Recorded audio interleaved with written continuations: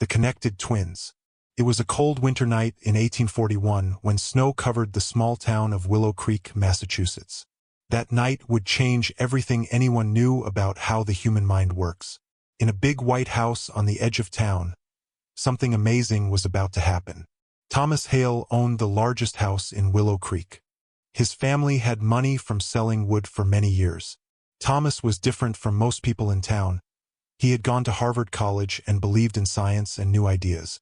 This sometimes made the older folks in town uncomfortable. His wife Elizabeth was 15 years younger than him.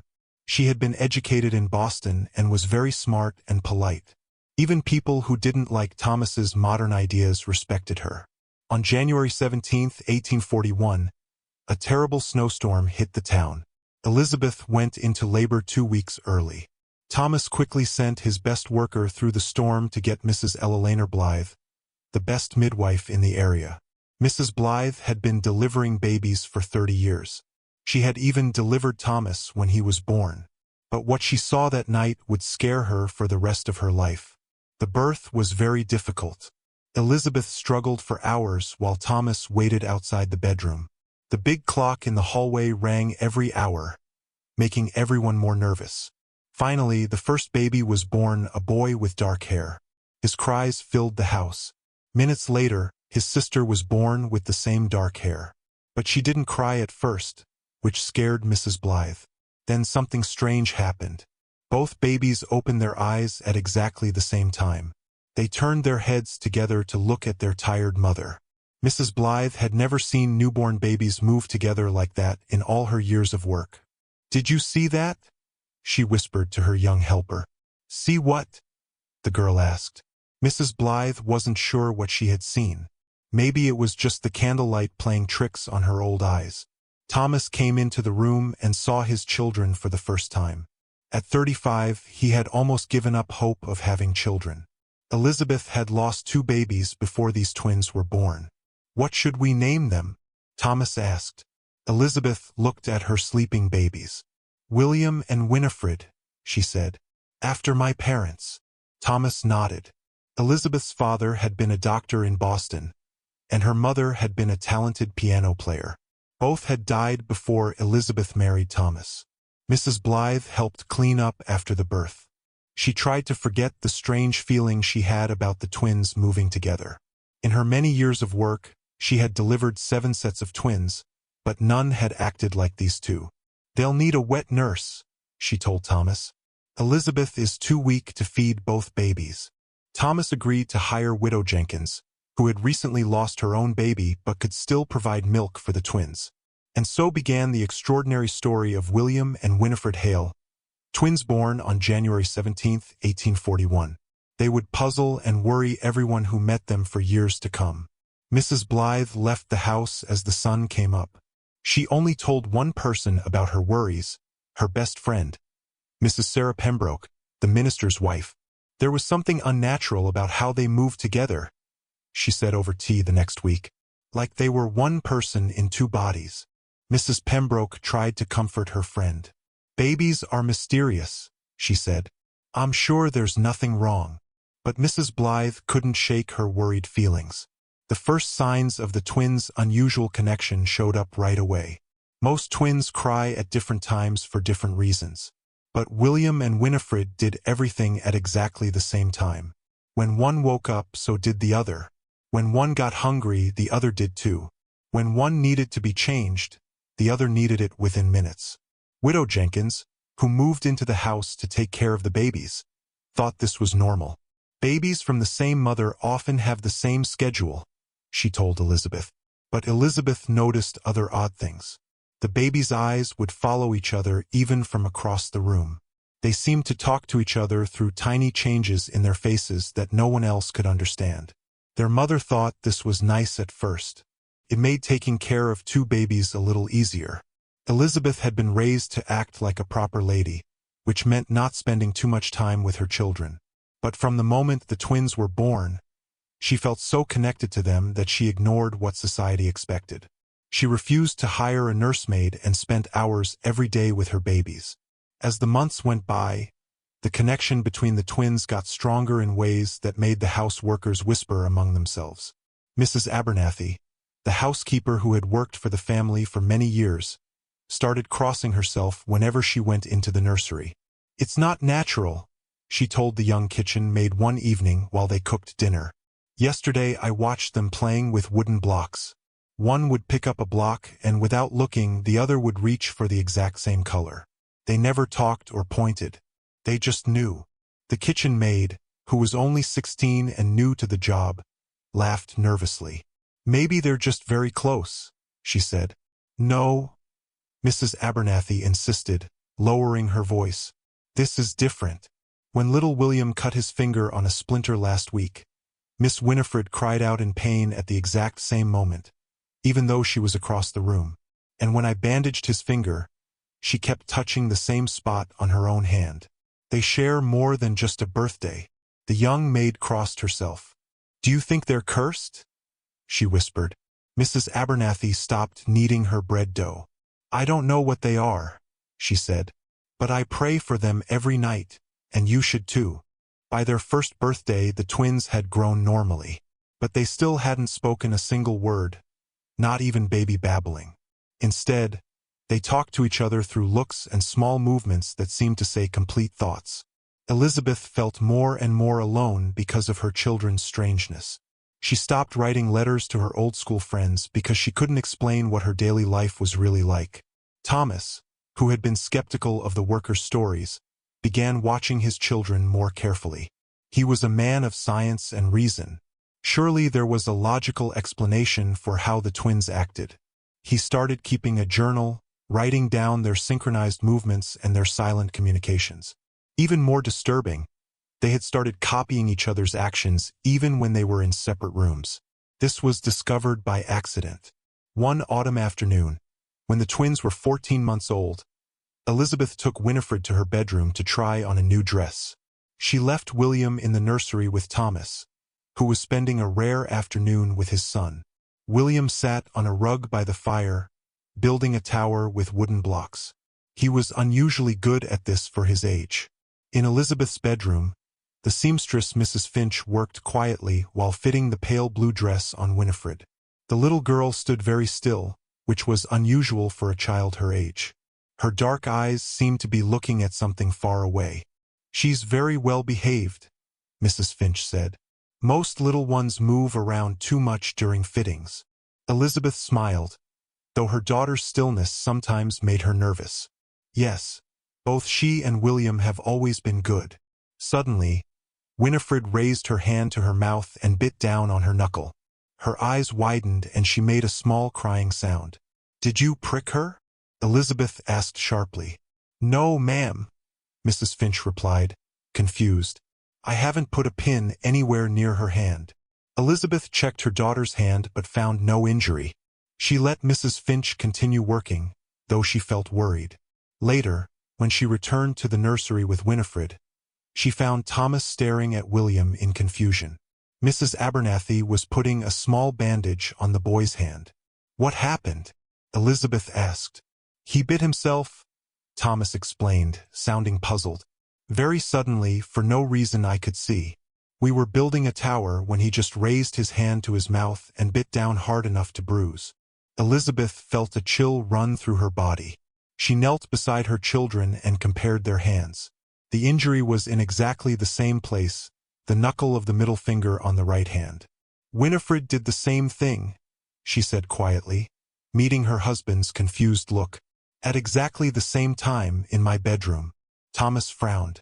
His logical mind struggled to understand what his wife was suggesting. "That's not possible, Elizabeth. It must be a coincidence." "Is it?" she challenged, watching as the twins sat side by side, turning pages in a picture book at exactly the same time. "Look at them, Thomas. Have you ever seen children behave like this before? Even twins?" That night, Thomas and Elizabeth sat in his study by the fire. Thomas poured himself a large glass of brandy, something he rarely did unless he was troubled. "Perhaps we should see Dr. Pierce," Elizabeth suggested. "If there's something unusual about the children, wouldn't it be better to understand it?" Thomas took a long drink before answering. And if he finds something truly strange, what then? Would you have our children become circus freaks for doctors to stare at? Of course not, Elizabeth replied, hurt by the suggestion. But if something's wrong— There is nothing wrong with our children, Thomas interrupted firmly. They're growing normally. They're smart and healthy. If they share some kind of unusual connection, well, maybe that's just what it's like to be twins. But even as he said this, Thomas knew he was trying to convince himself as much as his wife. The incident with the bite mark had shaken him more than he wanted to admit. As the twins got older, their behavior became harder to ignore. By age 3, they had finally started to speak, but in a way that worried the family even more. They would finish each other's sentences or answer questions asked to only one of them. Even scarier, they would often speak at exactly the same time, their young voices blending together as they recited nursery rhymes or answered simple questions. Miss Hartwell, the governess hired to start the twins' education, finally convinced Thomas that they needed outside help. She was a strict woman with modern ideas about teaching children. She had been recommended by one of Thomas's college friends. She lasted exactly 3 weeks at the house before asking to meet with both parents. In my 15 years of teaching children, I have never seen anything like this, she said, clearly shaken. Yesterday, I was testing William on his letters while Winifred was supposedly doing needlework across the room. When William hesitated on the letter Q, Winifred gave the answer without looking up from her sewing.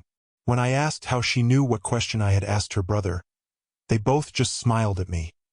The same smile at the same moment and said nothing. Miss Hartwell pulled her shawl tighter around her shoulders. I think there may be a medical explanation for their behavior. For the children's sake, I strongly urge you to see a doctor. Dr. Jonathan Pierce was called to examine the children after they both developed identical rashes on their left arms at the same time, even though they hadn't touched the same thing that could have caused it.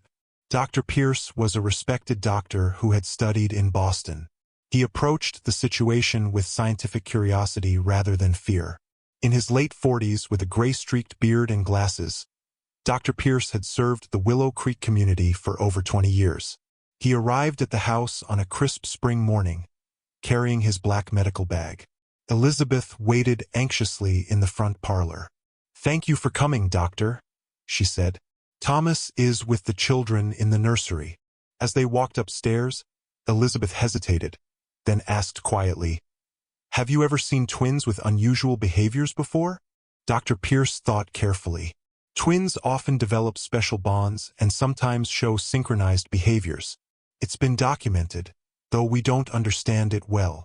And what about twins who feel each other's pain, who know each other's thoughts without speaking? The doctor paused on the stairs, studying Elizabeth's face. "Perhaps you should tell me exactly what you've observed." By the time they reached the nursery, Dr. Pierce had heard enough to make him very curious professionally. The room was bright and cheerful, painted yellow with large windows overlooking the garden. Thomas sat in a rocking chair, watching the twins play with wooden animals on a colorful rug. "Fascinating," Dr. Pierce murmured as he examined first William, then Winifred.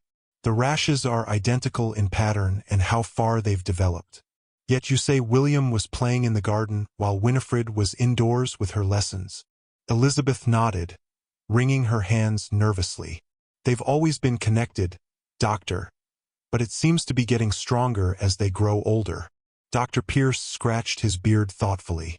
The children had stopped playing and were now watching him with identical expressions that seemed strangely adult for their young faces. "I've read accounts of twins sharing certain traits, but nothing quite like this. With your permission, I'd like to do a few simple tests."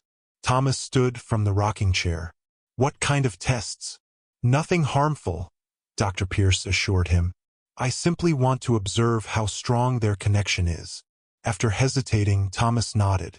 "Very well, but Elizabeth and I stay here throughout." The test started simply enough. Dr. Pierce watched the children play, taking careful notes of how they interacted.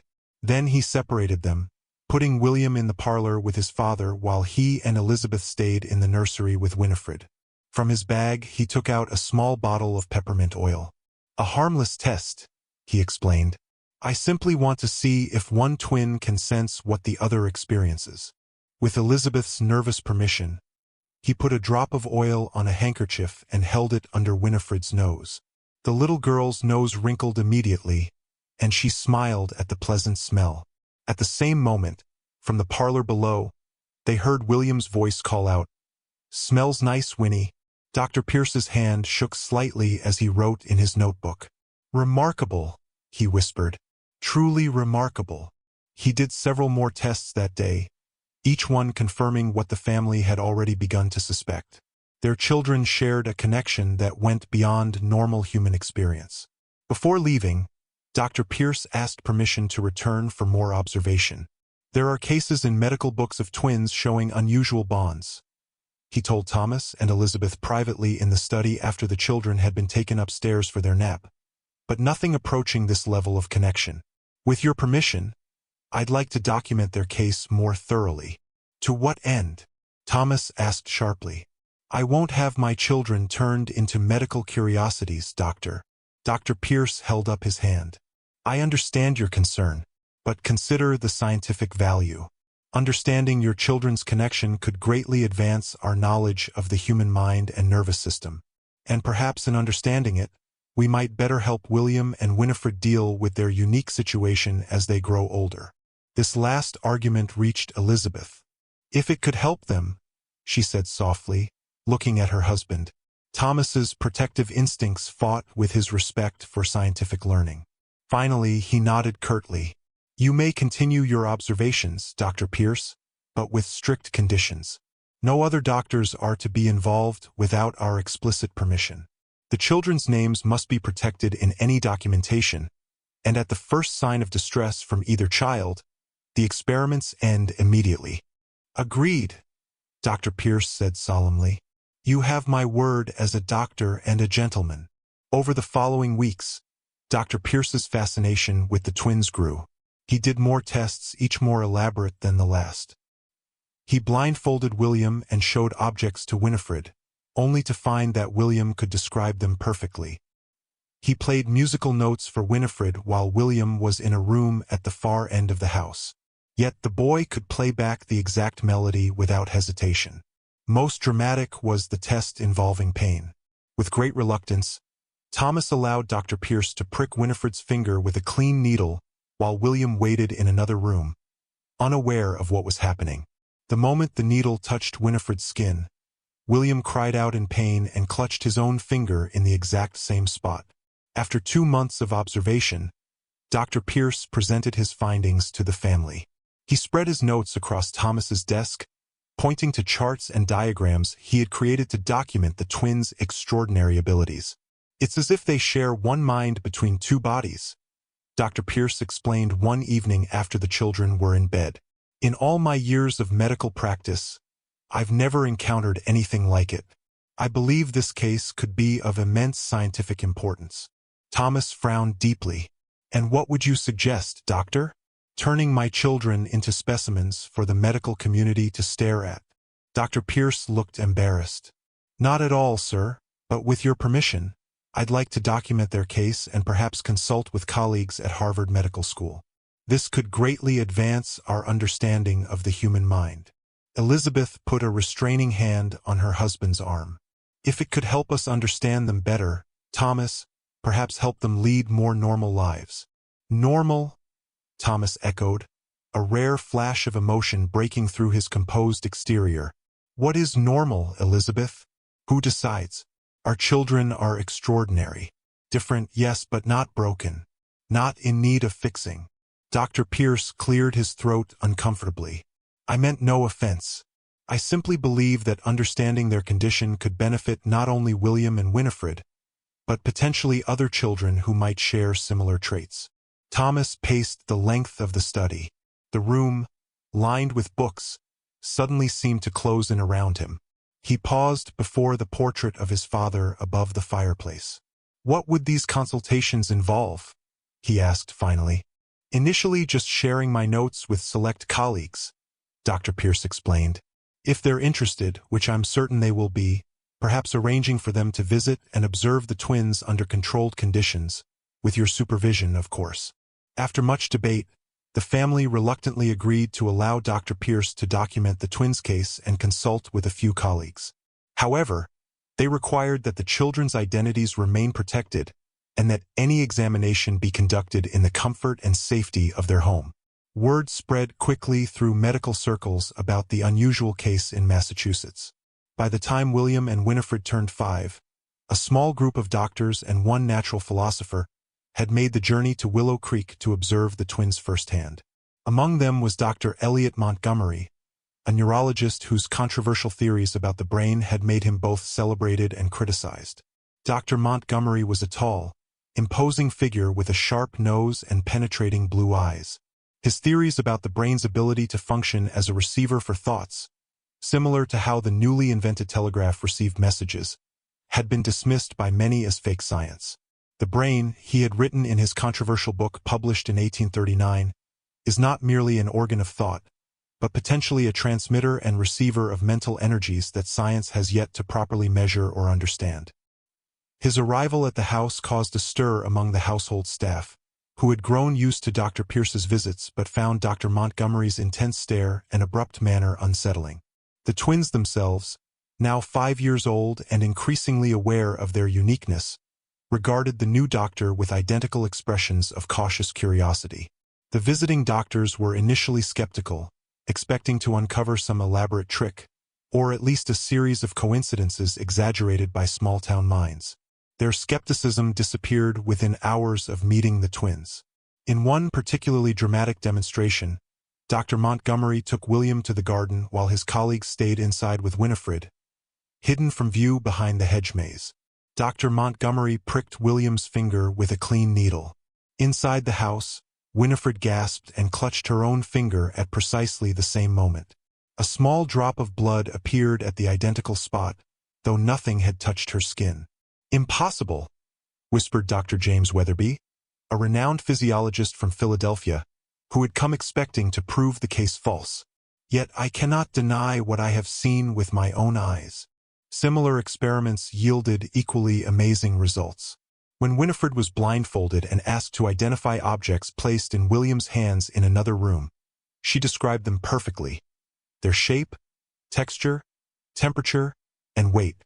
When William was played a complex melody on the piano that he had never heard before, Winifred, isolated in a room at the opposite end of the house, could reproduce it note for note. Most remarkable was the demonstration of their shared dreams. When William was asked to nap in the afternoon, Dr. Pierce suggested he try to dream of a specific scene, a lighthouse on a rocky coast. Upon waking, William described his dream in vivid detail. Winifred, who had been kept awake and talking with Elizabeth and Dr. Montgomery during this time, was then asked if she had any interesting thoughts while her brother slept. "I saw a tall white tower on a cliff," she said matter-of-factly. "The waves crashed below, and a light at the top turned round and round to warn the ships away from the rocks." The doctors left Willow Creek in a state of mental turmoil. What they had witnessed defied all known medical principles of the time. The human nervous system, they believed, was contained within a single body. The idea that two separate beings could share sensations, thoughts, and even physical reactions challenged the very foundation of neurological science. Dr. Pierce compiled his observations into a comprehensive case study, complete with detailed accounts from the visiting doctors. With trembling hands, he sealed the manuscript and sent it to the editor of the New England Journal of Medicine, certain that this discovery would secure his place in medical history. The rejection arrived 3 weeks later. The editor returned the manuscript with a terse note explaining that the journal could not publish accounts of phenomena that so blatantly contradicted established medical knowledge without more substantial evidence and peer review. While the observations described are intriguing, the editor wrote, "They venture too far beyond the accepted boundaries of neurological science to be considered credible without extraordinary verification.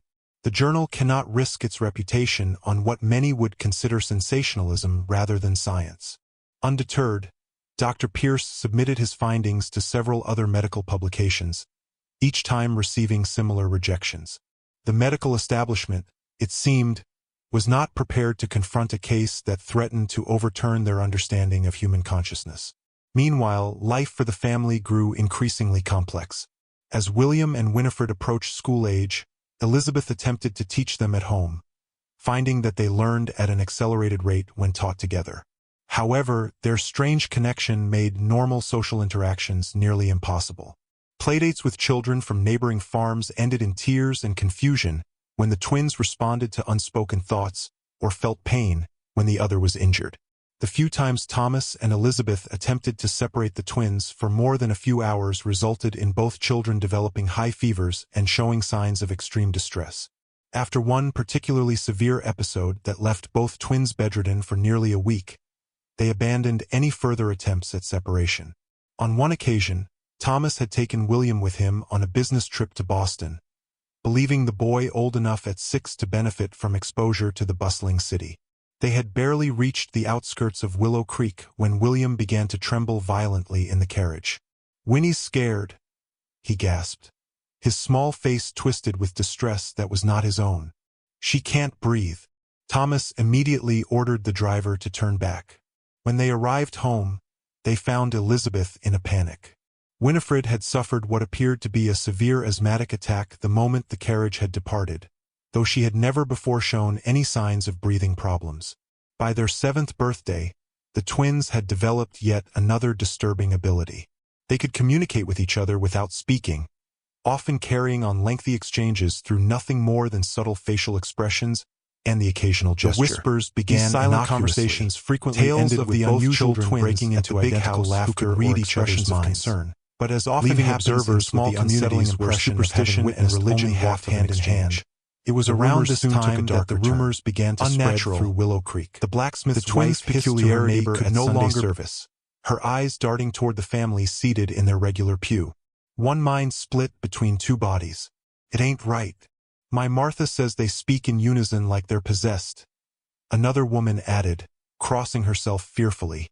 Thomas noticed the sideways glances and hushed conversations that fell silent as he approached. Elizabeth found herself increasingly isolated from the women's sewing circle she had once enjoyed. Even Dr. Pierce began to face criticism from patients who questioned his obsession with the children and his frequent visits to their home. The situation reached a breaking point during the Harvest Festival of 1848. 7-year-old William and Winifred had been permitted to attend under close supervision, their parents hoping that controlled exposure to community events might help normalize their situation. For a time, it seemed the plan might succeed. The twins stayed close together, as always, but managed to participate in several children's games without incident. The autumn day had been unusually warm, the sun casting long golden rays across the village green, where tables groaned under the weight of pies, preserves, and freshly baked breads. Then came the apple bobbing contest. William stepped forward to take his turn, encouraged by Elizabeth, who stood nearby watching with hopeful eyes. The wooden barrel had been filled with water and apples that bobbed and spun on the surface. William dunked his head into the barrel of water with boyish enthusiasm. As he struggled to capture an apple with his teeth, something unexpected occurred. Winifred, standing several feet away beside her father, suddenly began to gasp and claw at her throat, her face contorting in panic as though she were drowning. A woman screamed, pointing at Winifred's distress.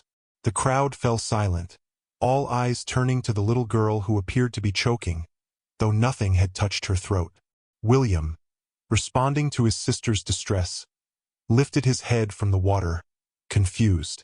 Water streamed from his dark hair as he turned toward Winifred with a look of alarm. Immediately, Winifred's choking subsided, though she continued to cough and sputter. "Witchcraft!" someone shouted from the crowd. "The devil's work."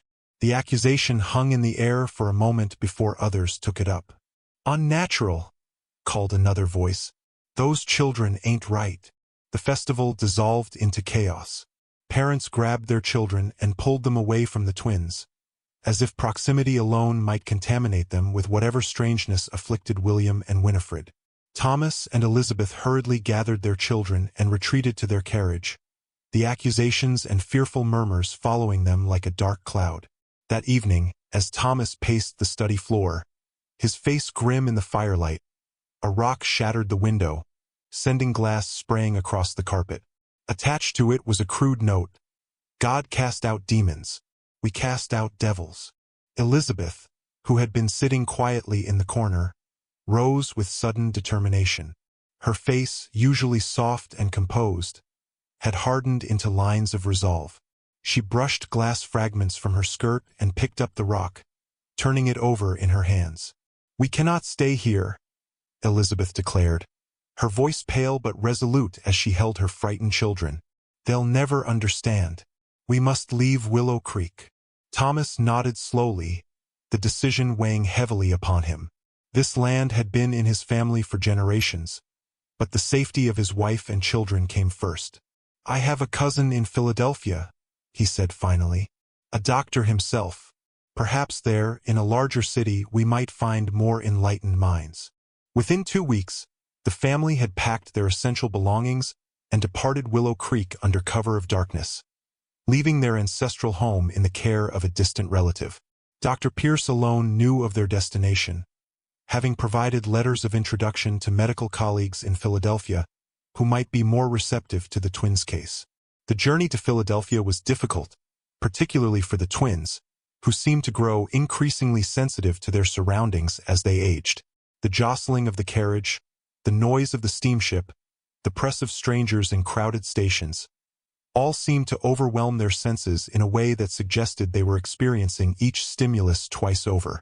By the time they arrived in Philadelphia, both children were pale and drawn, speaking less than ever, and clinging to each other with an intensity that concerned their parents. Thomas's cousin, Dr. Frederick Hale, met them at the harbor, his keen doctor's eyes immediately assessing the condition of the twins. "They need rest," he declared, ushering the family into his waiting carriage. "My home is prepared for your arrival, and I've arranged for a specialist to examine the children once they've recovered from the journey." Dr. Frederick Hale's townhouse in Philadelphia's medical quarter provided a temporary haven for the family. As a respected doctor with connections to the University of Pennsylvania's medical school, Frederick had arranged for the twins to be examined by Dr. Samuel Williams, a neurologist known for his progressive views and open mind. Dr. Williams' first meeting with William and Winifred took place in Frederick's well-appointed study 2 weeks after their arrival in Philadelphia. Unlike the doctors in Massachusetts, Dr. Williams approached the twins not as curiosities, but as patients requiring understanding and care. "Tell me, children," he said gently, sitting across from them in matching armchairs, "what is it like to be you?" The twins exchanged one of their inscrutable looks before answering in perfect unison. "We are never alone." "And is that comforting or frightening?" Another silent exchange. Then William spoke while Winifred remained silent. "It's like having a room in your mind that has another door, and that door leads to someone else's mind. The door is always open." "Can you close the door?" Dr. Williams asked, fascinated. This time Winifred answered, "We tried once. It hurt too much, like being torn in half." Dr. Williams nodded thoughtfully, making notes in his leather-bound journal. "And when did you first realize that your connection was unusual? That other people don't experience the world as you do?" The twins smiled identical, somewhat sad smiles. "We've always known," they said together. "We feel sorry for everyone else being so alone in their heads." Over the following months, Dr. Williams conducted a series of careful examinations and experiments with the twins, always with their comfort and dignity as his primary concern. He discovered that their connection extended beyond shared sensations and thoughts to include physical symptoms. When he gave a mild sedative to William, both children became drowsy. When Winifred developed a slight fever after exposure to rain, William's temperature rose in tandem, though he had remained indoors. Most remarkably, Dr. Williams documented instances of what he termed transference, occasions when an injury to one twin would manifest physically on the other. A small cut on Winifred's arm would appear moments later on William's arm in exactly the same location, though no blade had touched his skin. "It defies all known principles of medicine," Dr. Williams confessed to Thomas and Elizabeth during one of their regular consultations. "Yet I cannot deny the evidence before my eyes. Their nervous systems appear to be interconnected in a way that transcends physical space." Can they be helped? Elizabeth asked, the question that had driven them hundreds of miles from their home. Can they lead normal lives? Dr. Williams removed his spectacles and polished them thoughtfully before answering. That depends on what you consider normal, Mrs. Hale. Their condition is unprecedented, but it is not necessarily detrimental to their health. In fact, in many ways, they are extraordinarily gifted. He replaced his spectacles and leaned forward earnestly. With your permission, I'd like to introduce them to a colleague of mine, Dr. Eleanor Blackwood. She has done groundbreaking work with unusual neurological cases and may offer additional insights. Thomas frowned slightly. A female doctor? Is that common? Dr. Williams smiled. Dr. Blackwood is anything but common. She studied in Paris and Vienna before establishing her practice here in Philadelphia. Her gender has been an obstacle in gaining recognition from certain quarters of the medical establishment, but her brilliance is undeniable. And perhaps, given the unique nature of your children's case, a perspective outside the traditional medical orthodoxy is precisely what we need. After some deliberation, the family agreed to meet with Dr. Blackwood. She arrived at Frederick's home the following Thursday, a tall, slender woman in her early 40s with keen gray eyes and an air of quiet authority. Despite Thomas's initial reservations, her professional demeanor and incisive questions quickly earned his respect. Dr. Blackwood spent several hours with the twins, observing their interactions and conducting several gentle tests of her own design. Unlike previous doctors, she seemed particularly interested in the emotional aspects of their connection. When your brother is happy, Winifred, how does that make you feel? She asked, her pen poised above her notebook. Winifred tilted her head, considering. It's like sunshine spreading through a room. I can't help but be happy too. And negative emotions, fear, anger? Those are harder, William interjected. Sometimes they echo back and forth between us, getting stronger each time, like when you put two mirrors facing each other. Dr. Blackwood nodded, making a note. That must be difficult to manage. We've learned to calm each other, Winifred explained. If William starts to feel angry, I think of something peaceful. The pond behind our old house, or Mother playing the piano. It helps both of us. After completing her examination, Dr. Blackwood met with the parents and Dr. Williams to share her impressions. Your children are remarkable, she began without preamble. Their connection goes beyond anything documented in medical literature, but I do not believe it is harmful in itself. The greatest dangers they face are external, the misunderstanding and fear of others. Then you don't think they need to be cured? Elizabeth asked hesitantly. Dr. Blackwood shook her head firmly.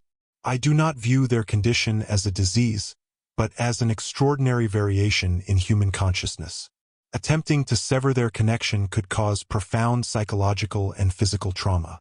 Instead, I believe we should focus on helping them manage and direct their shared consciousness in constructive ways.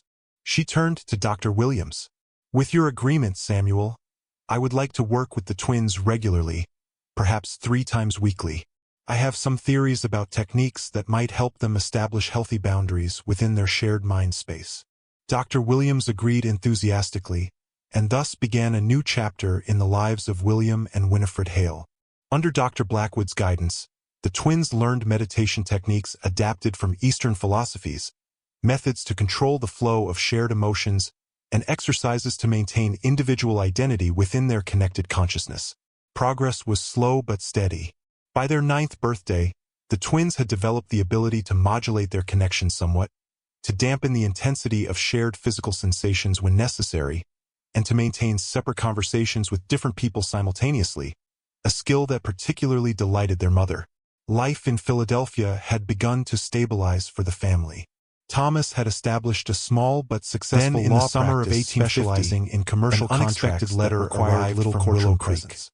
Dr. Elizabeth Pierce had found who a had circle maintained of friends correspondence among the with the city's family intellectual throughout their women, exile, many of wrote whom with were troubling connected news. to the university Dr. or the Thaddeus arts. Grant, who had The been twins among the themselves were doctors being who educated examined at the home twins by in tutors Massachusetts, carefully selected had by published Dr. an Blackwood article and in a Dr. minor Williams, medical journal about their individuals case. who viewed Though their he had unique changed the condition with names and fascination location, rather than fear. the Details were specific enough that anyone familiar with the situation would recognize the twins. Worse still, Dr. Grant's article framed the case in sensationalistic terms, describing the twins as medical marvels whose existence challenges the very notion of individual consciousness, and calling for more rigorous scientific examination unfettered by the sentimentality of parental concern. Dr. Pierce's letter concluded with a warning. Dr. Grant had been making inquiries about the family's whereabouts and had expressed his intention to track them down for further study. The news cast a shadow over the household. The peace they had found in Philadelphia suddenly seemed fragile, threatened by a man who viewed their children not as human beings, but as scientific specimens. "We should move again," Thomas declared that evening, his face drawn with worry. "Perhaps farther west or even abroad. I've heard Canada is welcoming." "No," Elizabeth interrupted, a new resolve in her voice. "We cannot spend our lives running, Thomas. The children deserve stability, and they're making such progress with Dr. Blackwood. But if this Dr. Grant finds us, then we will face him," she said firmly. "We have allies now, respected doctors who understand our children's condition and who advocate for their welfare. We are no longer alone against the world." After much discussion, the family decided to remain in Philadelphia, but to take precautions. Frederick used his connections to ensure that any inquiries about the family would be directed to him personally. Dr. Williams and Dr. Blackwood prepared detailed refutations of Dr. Grant's article, highlighting its ethical breaches and methodological flaws. For several months, life continued cautiously. The twins, now aware of the potential threat, were kept closer to home, their excursions limited to Frederick's private garden and occasional visits to Dr. Blackwood's office for their regular sessions. It was during one such session in late October that Dr. Grant finally found them. He arrived unannounced at Dr. Blackwood's office, having bribed her secretary with a substantial sum to reveal the family's appointment schedule. When Dr. Blackwood returned from a brief errand to find a stranger in her consultation room with the twins, her blood ran cold. William and Winifred sat unnaturally still, their eyes wide with identical expressions of apprehension as the bearded man circled them, taking notes and muttering to himself. "Sir," Dr. Blackwood exclaimed, her voice sharp with authority, "you are trespassing in a private medical consultation. Remove yourself at once." Dr. Grant turned, his thin lips curling into an unpleasant smile beneath his mustache. "Ah, the famous Dr. Blackwood. I was hoping to make your acquaintance. Your work with these remarkable specimens has been most intriguing." "These are my patients, Dr. Grant, not specimens," she replied coldly, moving to stand between him and the twins. "And you have violated every tenet of medical ethics by entering my office without permission and approaching minor children without parental consent." Grant waved his hand dismissively. "Ethics are luxuries when faced with discoveries of this magnitude. Surely you of all people understand that progress often requires us to push boundaries. I understand that you have 30 seconds to leave my office before I summon the police," Dr. Blackwood countered, her voice dangerously quiet. "And believe me when I say that my reputation in this city will ensure they take my complaint very seriously." For a tense moment it seemed Grant might refuse. Then, with a forced laugh, he collected his notebook and hat. "This is merely a delay, Doctor. The scientific importance of these children will eventually outweigh sentimental concerns. Mark my words." As he reached the door, he turned back to look at the twins. "We'll meet again, young Hales. Your contribution to medical science is inevitable." After Grant's departure, Dr. Blackwood immediately sent for Thomas and Elizabeth, as well as Dr. Williams. The incident had shaken her more than she cared to admit. The twins, however, appeared strangely calm in the aftermath of the confrontation. "He has a darkness in him," Winifred explained when Dr. Blackwood asked if they were all right. "We could feel it the moment he entered." William nodded in agreement. "It's not curiosity that drives him, but ambition. He doesn't want to understand us. He wants to use us to make himself famous." The perceptiveness of their observations sent a chill through the adults gathered in Dr. Blackwood's office. It was a stark reminder that the twins, despite their youth, experienced the world with a depth and complexity that few could comprehend. The encounter with Dr. Grant precipitated a crisis meeting that evening at Frederick's home. Thomas and Elizabeth, along with Frederick, Dr. Williams, and Dr. Blackwood, debated their options long into the night while the twins slept upstairs, watched over by a trusted nurse. "He won't stop," Dr. Williams warned gravely. "Men like Grant, once they've fixed upon an idea, pursue it with single-minded determination. And the twins represent a potential for recognition that would be irresistible to someone of his character." "Then we must discredit him before he can do further harm," Frederick suggested. "I have colleagues on the medical board who would take a dim view of his ethical violations." "That might deter him professionally," Dr. Blackwood acknowledged, "but it won't address his personal obsession, and it would require making the twins' case more public, which carries its own risks." Elizabeth, who had been silent for much of the discussion, suddenly straightened in her chair. "What if we gave him what he wants, but on our terms?" All eyes turned to her in surprise. "Not the children," she clarified quickly, "but the case, the medical documentation. What if we offered to collaborate on a proper ethical study? One that would give him the recognition he craves, but under strict conditions that protect William and Winifred's welfare and privacy." Thomas looked skeptical. "You would trust this man after what he's done?" "Not trust," Elizabeth replied. "Control." Dr. Blackwood and Dr. Williams would oversee every aspect of the study. The twins would only participate in ways they're comfortable with, and their identities would remain protected. If Grant refuses these terms, then we proceed with discrediting him professionally, as Frederick suggested. The proposal sparked intense debate, but eventually a consensus emerged. They would approach Grant with an offer of collaboration, a comprehensive study of the twins' condition under the auspices of the University of Pennsylvania's medical school, with Dr. Williams as the lead researcher, Dr. Blackwood as the primary physician for the twins' welfare, and Dr. Grant as a contributing researcher. The approach was made through formal channels, with Frederick acting as intermediary. To everyone's surprise, Grant accepted the terms with minimal negotiation. His desire for involvement in the groundbreaking case apparently outweighed his ego's demand for control. And so began a cautious collaboration that would last for nearly a year. The twins, now 9 years old, participated in carefully structured sessions where their extraordinary connection was documented in meticulous detail. They demonstrated abilities that astonished even those who had worked with them for years, solving complex puzzles using their shared consciousness, communicating mathematical calculations between them without speaking, even experiencing induced dreams in tandem. Throughout this period, Dr. Blackwood remained vigilant, always present during the examinations, quick to end any session at the first sign of distress from either child. To his credit, Dr. Grant maintained professional behavior, his initial disdain for ethical boundaries apparently tempered by the opportunity to be part of what promised to be a landmark study.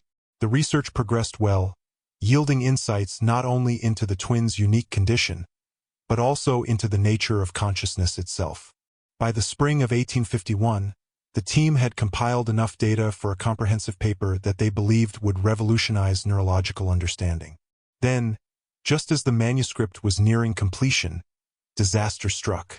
The twins, now 10 years old and growing more confident in their abilities, had been demonstrating how they could share visual perceptions across distances.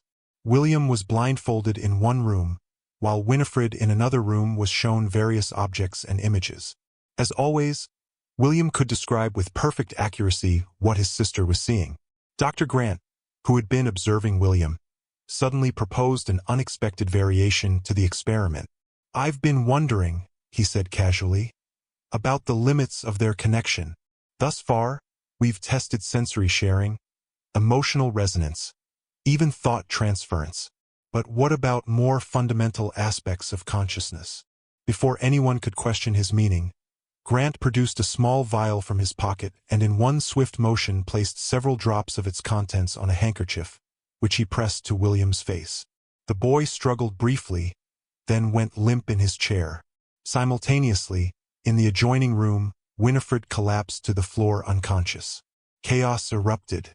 Dr. Williams rushed to William's side while Dr. Blackwood ran to attend to Winifred. Frederick restrained Dr. Grant, who was attempting to take notes on the twins' reactions with disturbing enthusiasm. "Chloroform," Dr. Williams identified the substance by its distinctive odor. Are you mad, Grant? Administering an anesthetic to a child without consent? You could have killed them both. But don't you see? Grant protested, his eyes alight with a fervor that bordered on mania. They lost consciousness at precisely the same moment. This proves that their connection extends to the most fundamental states of awareness. It's unprecedented. Frederick's grip on Grant's arm tightened painfully. Get out, he growled. Get out before I forget my Hippocratic oath and do you serious harm. You're making a terrible mistake, Grant argued as Frederick forcibly escorted him from the room. This discovery could make us all famous, secure our places in medical history. The only mistake was believing you capable of ethical research, Frederick retorted, shoving the man into the hallway and locking the door behind him. The twins recovered from the chloroform exposure within hours, but the incident left deep psychological scars. Their trust, so carefully cultivated over months of ethical research, had been profoundly violated. For days afterward, they spoke to no one except each other and their parents, retreating into the private world of their shared consciousness where no outsider could intrude. The collaboration was, of course, immediately terminated. Dr. Grant was reported to the medical board for his actions, resulting in a formal censure that stopped short of revoking his license but effectively ended his academic career in Philadelphia. More devastating, however, was the decision that had to be made about the research manuscript. After lengthy consultation with the family, Dr. Williams and Dr. Blackwood reluctantly concluded that it could not be published. The risk is too great, Dr. Williams explained to a heartbroken research team. Grant's actions have demonstrated the dangers of this knowledge falling into the wrong hands. If we publish our findings, others like him, perhaps less restrained by ethical considerations, will inevitably seek out the twins. Their childhood, their very lives, would be sacrificed on the altar of scientific curiosity. And so, with great solemnity, the most comprehensive study of shared consciousness ever conducted was sealed away in Dr. Williams' personal archives, never to be published during the lifetime of any of its subjects or researchers. For the family, the decision brought both relief and a strange sense of loss. The hope that understanding their children's condition might lead to greater acceptance had been dealt a severe blow. Yet in its place grew a fierce determination to protect William and Winifred's right to define their own existence, free from the labels and limitations others might impose. In the aftermath of the Grant incident, the family once again considered relocating perhaps to Europe, where medical attitudes might be more progressive. But the twins themselves, recovering their voices after days of silence, expressed a different wish. "We want to stay," they announced one evening at dinner, speaking in their eerie unison that had become less frequent in recent months. "Dr. Blackwood is helping us, and we're not afraid anymore." "Not afraid?" Thomas questioned, his protective instincts still raw from recent events. "After what that man did to you?"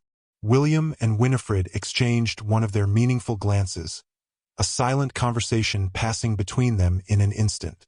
"We've realized something important," William began. "About our connection," Winifred continued seamlessly. "It's not just that we share thoughts and feelings, but that together we're stronger than anyone realizes." Elizabeth set down her fork, studying her children's faces. "What do you mean, stronger?" Another silent exchange. Then Winifred spoke alone. "During the incident with Dr. Grant, when William was given the chloroform, I could have stayed awake. I felt it affecting him, but I chose to follow him into unconsciousness because I was frightened. But now we understand that we can choose how much to share and when. We've been practicing with Dr. Blackwood," William added, "learning to modulate our connection, to be two separate people who share one mind, rather than one mind split between two bodies." Dr. Blackwood had indeed noticed this development in their recent sessions, but had been waiting for the twins to feel comfortable sharing it with their parents. The children were developing a level of control over their shared consciousness that suggested possibilities beyond anything previously imagined. In the years that followed, William and Winifred Hale continued to defy expectations. Under Dr. Blackwood's guidance, they learned not only to manage their connection, but to harness it in remarkable ways. By age 12, they could choose to operate entirely independently when necessary, each accessing their shared consciousness like a library of knowledge while maintaining separate external identities. This newfound control allowed them, for the first time, to attend school, not a conventional institution, but a small progressive academy founded by Dr. Blackwood and several colleagues from the university. There, surrounded by carefully selected students and teachers who had been prepared for their uniqueness, the twins began to forge individual social connections while still maintaining their profound internal bond. William displayed a particular aptitude for mathematics and natural philosophy, while Winifred showed remarkable talent in languages and literature. Yet each could draw upon the other's knowledge at will, creating a breadth of understanding that astonished their instructors. Dr. Grant made one final attempt to insert himself into their lives, appearing at the academy gates one afternoon in 1853. By then, however, the twins were not only prepared, but confident in their ability to protect themselves. Witnesses later reported that the man approached them with an ingratiating smile, only to stop mid-sentence, his face suddenly blank. He turned without another word and walked away, never to trouble the family again. Neither William nor Winifred ever spoke about what transpired in that brief encounter. But Dr. Blackwood, who had come to understand the depths of their abilities better than anyone, had her suspicions. The connection that allowed them to share consciousness, she theorized, might also allow them to project thoughts or perhaps even influence the minds of others under certain circumstances. It was a possibility both fascinating and unsettling, one that she documented in her private journals but never discussed openly, even with the twins themselves. Some knowledge, she had come to believe, was best left unexplored, at least until humanity developed the wisdom to use it responsibly. As for the medical case study that was never published, it remained locked in Dr. Williams' personal archive until his death in 1876. In accordance with his will, the documents were to be sealed for another 50 years before being donated to the University of Pennsylvania's medical library. By then, he reasoned, the subjects would be long deceased, and medical science might have advanced sufficiently to understand and properly contextualize the extraordinary case of the Hale twins. Whether those documents ever reached their intended destination remains unclear. Some historians of medicine claim they were destroyed in a fire that swept through Dr. Williams' home shortly after his death. Others suggest they were deliberately suppressed by his executors, who feared the ethical implications of the research even decades later. What is known with certainty is that William and Winifred Hale went on to lead remarkably accomplished lives. William became a respected mathematician whose work on multidimensional geometry laid important foundations for later scientific breakthroughs. Winifred established herself as a translator and linguist, producing definitive English editions of several important philosophical texts. They never married, choosing instead to share a home throughout their adult lives, their unique bond apparently precluding the need for conventional romantic relationships. Yet they were not reclusive. Their Philadelphia salon became known as a gathering place for the city's intellectual elite, a forum where ideas from art to zoology were debated with vigor and insight. They died as they had lived together, peacefully in their sleep on January 17, 1921, their shared 80th birthday. Their substantial estate was bequeathed to the academy that had educated them, with specific provisions for scholarships for exceptional minds who perceive the world in unconventional ways. In their final years, when asked about their extraordinary connection, they often responded with a quote from William Blake that seemed to capture their lifetime of shared consciousness. "We are put on earth a little space, that we may learn to bear the beams of love." For the Hale twins, those beams had illuminated a reality few others could comprehend, a consciousness unbounded by the limitations of a single mind, a connection that transcended the very notion of individual identity. Whether their case was a singular anomaly or a glimpse of untapped human potential remains, like the missing medical documents, one of history's enduring mysteries. And perhaps that is as it should be. For as Dr. Eleanor Blackwood wrote in the final entry of her journal before her death in 1889, some truths are not meant to be captured in the rigid frameworks of science, but experienced in the boundless realms of human possibility. The Hale twins taught me that consciousness, like the universe itself, may be vaster and more mysterious than our limited perceptions can grasp. In the end, it is not the explanations but the wonder that matters most.